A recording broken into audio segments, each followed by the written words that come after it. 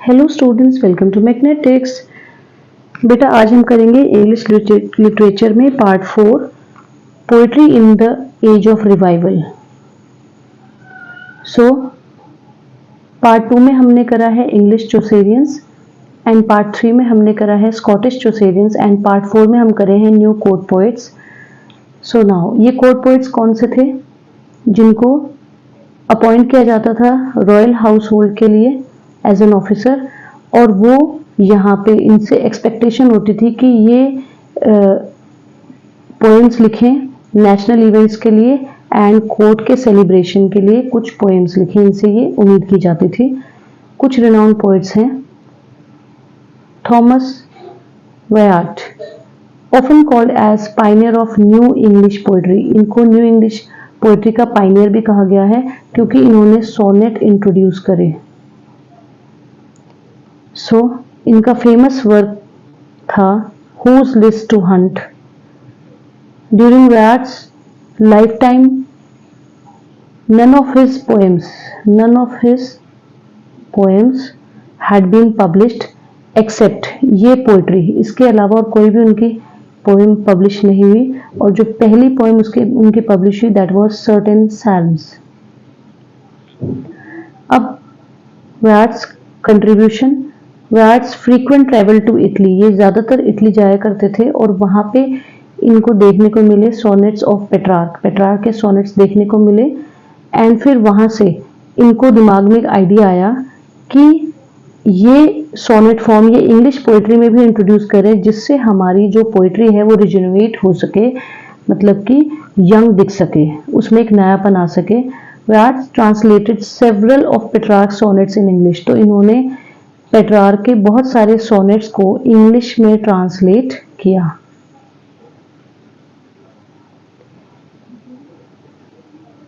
Petrarch sonnets consisted of an Octave.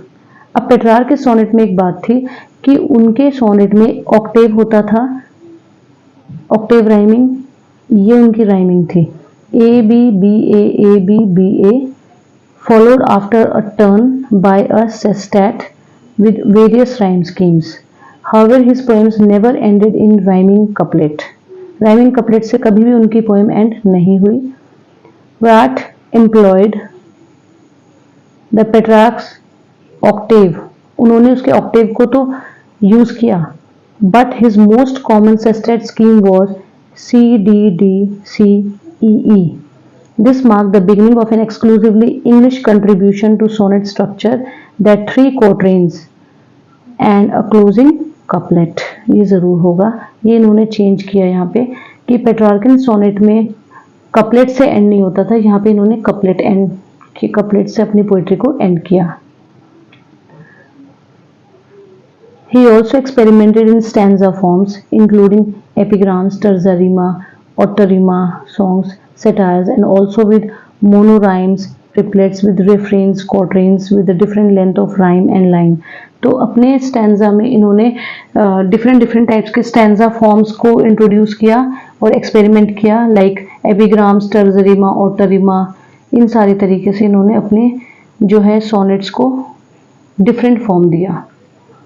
Wyatt adapted and invented new modes, both formal and intellectual, and helped in renovation of poetry. इन्होंने दोनों ही तरीके के new modes adapt किए, formal and intellectual, और इसने poetry को बिल्कुल नया बनाने में हेल्प किया।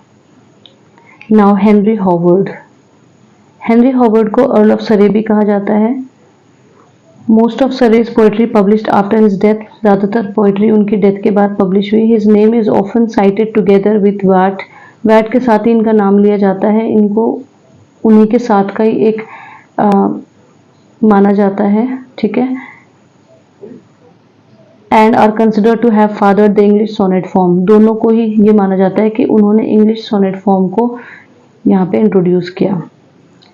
Surrey's sonnet which was translation of a Petrarchan sonnet love that doth rain.